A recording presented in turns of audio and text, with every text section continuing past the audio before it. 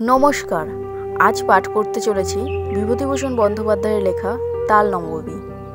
আমার এই গল্প পাঠ যদি আপনাদের ভালো লেগে থাকে তাহলে অবশ্যই লাইক, কমেন্ট, শেয়ার করবেন এবং চ্যানেলটি সাবস্ক্রাইব করে আমাদের পাশে থাকবেন।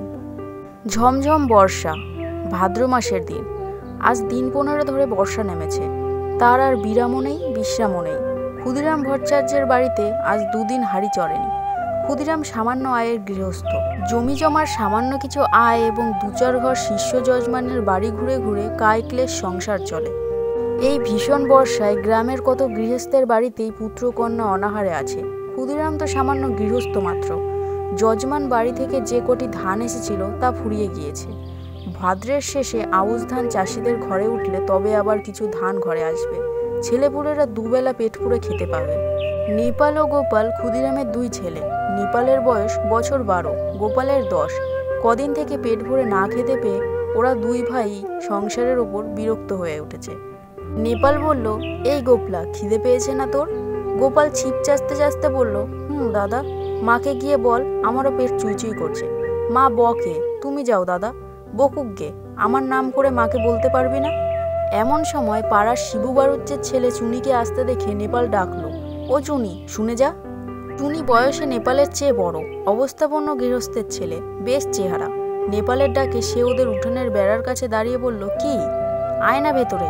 না, যাব না, বেলা যাচ্ছে। আমি জটি পিসিমাদের বাড়ি যাচ্ছি। মা সেখানে রয়েছে কিনা ডাকতে যাচ্ছি। কেন, তোর মা এখন সেখানে যে? ওদের ডাল ভাঙতে গিয়েছে। তাল নবমীর বের তো আসছে এই মঙ্গলবার। ওদের বাড়ি লোকজন খাবে। সত্যি? তা জানিস না বুঝি? আমাদের বাড়ির সবাইকে নেমন্তন্ন করবে, গায়েও বলবে, আমাদেরও করবে। সবাইকে যখন নেমন্তন্ন করবে তোদেরও কি বাদ দেবে? চুনি চলে গেলে নেপাল ছোট ভাইকে বলল, আজ কি বার রে? তা তুই জানিস? আজ শুক্রবার বোধ হয়, মঙ্গলবারে নেমন্তন্ন। গোপাল বলল, কি মজা না দাদা? চুপ করে থাক, তোর বুদ্ধি সদ্ধি নেই। তাল নবমীর বের তো তালের বড়া করে, তুই জানিস? গোপাল সেটা জানতো না, কিন্তু দাদার মুখে শুনে খুব খুশি হয়ে উঠল। সত্যিই তা যদি হয় তবে সে সুখাদ্য খাবার সম্ভাবনা বহু দূরবর্তী নয়, ঘনিয়ে এসেছে কাছে। আজ কি বার সে জানে না, সামনের মঙ্গলবারে নিশ্চয়ই তার আর বেশি দেরি নেই। দাদার সঙ্গে বাড়ি যাবার পথে পড়ে জটি পিসিমার বাড়ি। নেপাল বলল, তুই দাঁড়া, ওদের বাড়ি ঢুকে দেখে আসি। ওদের বাড়ি তালের দরকার হবে, যদি তাল কেনে। এই গ্রামের মধ্যে তাল গাছ নেই, মাঠে প্রকাণ্ড তাল দেখি। নেপাল সেখান থেকে তাল কুড়িয়ে এনে গায়ে বিক্রি করে। জটি পিসিমা সামনেই দাঁড়িয়ে। তিনি গ্রামের নটবর মুখুজ্জের স্ত্রী, ভালো নাম হরিবতী। গ্রাম সদ্য ছেলে মেয়ে তাকে ডাকে জটি পিসিমা।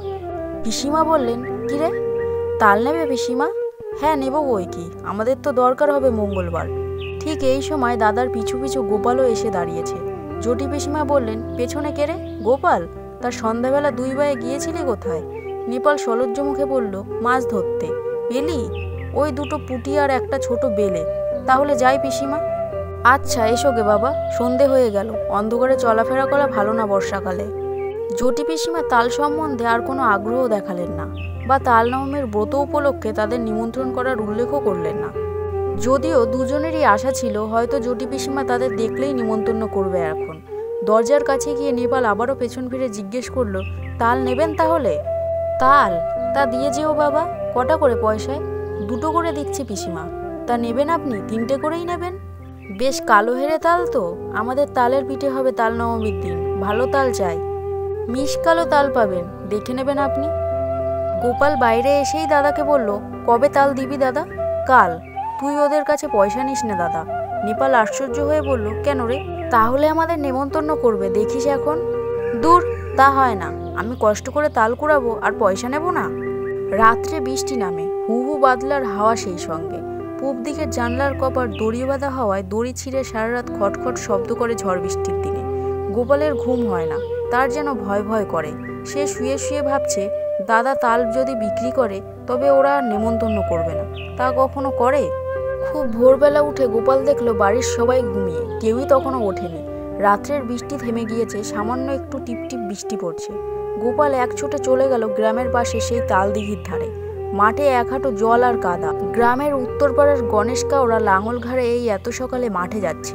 ওকে দেখে বলল, কি খোকা ঠাকুর, যাচ্ছ কনে এত ভোরে? তাল কুড়োতে দিঘির পাড়ে। বড্ড সাপের ভয় খোকা ঠাকুর, বর্ষাকালে ওখানে যেও না একা একা। গোপাল ভয়ে ভয়ে দিঘির তাল পুকুরের তালের বনে ঢুকে তাল খুঁজতে লাগলো। বড় আর কালো কুচকুচে একটা মাত্র তাল প্রায় জলের ধারে পড়ে। সেটা কুড়িয়ে নিয়ে ফিরে আসবার পথে আরও গোটা 3টে ছোট তাল পাওয়া গেল।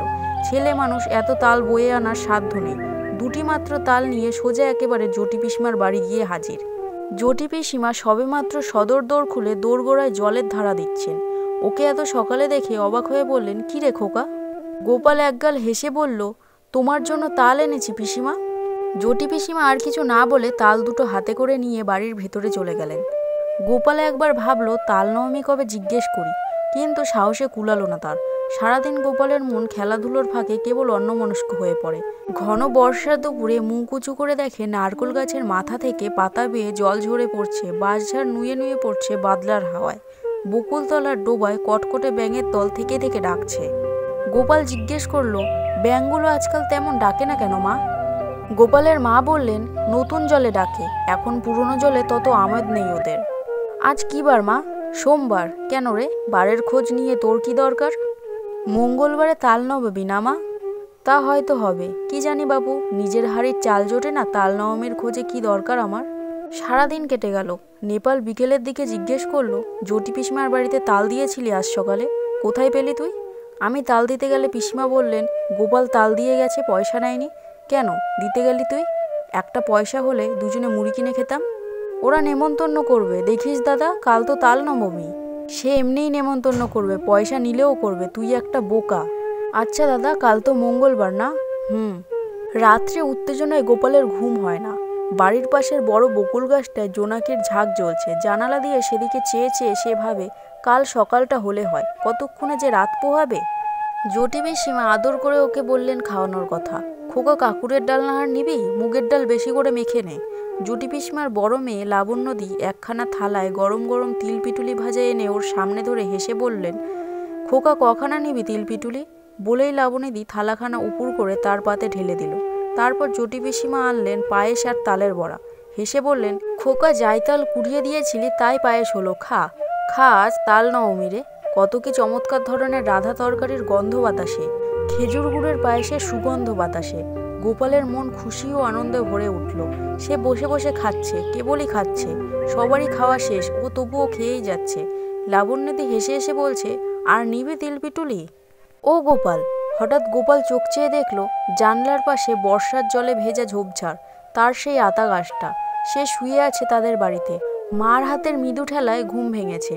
মা পাশে দাঁড়িয়ে বলছেন, ওঠ ওঠ, বেলা হয়েছে কত, মেঘ করে আছে তাই বোঝা যাচ্ছে না। বোকার মতো ফ্যালফ্যাল করে সে মায়ের মুখের দিকে চেয়ে রইল। আজ কি বার মা? মঙ্গলবার। তাও তো বটে, আজই তো তাল নবমী। ঘুমের মধ্যে ওসব কি হিজিবিজি স্বপ্ন সে দেখছিল। বেলা আরও বাড়ল। ঘন মেঘাচ্ছন্ন বর্ষার দিনে যদিও বোঝা গেল না বেলা কতটা হয়েছে। গোপাল দরজার সামনে একটা কাঠের গুঁড়ির ওপর ঠায় বসে রইল। বৃষ্টি নেই একটুও। মেঘ জমকালো আকাশ, বাদলের সজল হাওয়ায় গা শিরশির করে। গোপাল আশায় আশায় বসে রইল বটে, কিন্তু কই, পিসিমাদের বাড়ি থেকে কেউ তো নেমন্তন্ন করতে এলো না।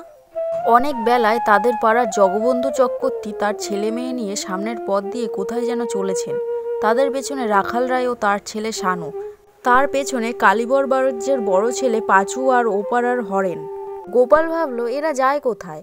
এ দলটি চলে যাবার কিছু পরে বুড়ো নবীন ভট্টাচার্য ও তার ছোট ভাই দিনু সঙ্গে একপাল ছেলে মেয়ে নিয়ে চলেছে। দিনু ভট্টাচার্যের ছেলে কুড়োরাম ওকে দেখে বলল, এখানে বসে কেন রে, যাবি না? গোপাল বলল, কোথায় যাচ্ছিস তোরা? জটি পিসিমাদের বাড়ি তাল নবমীর নেমন্তন্ন খেতে। করেনি তোদের?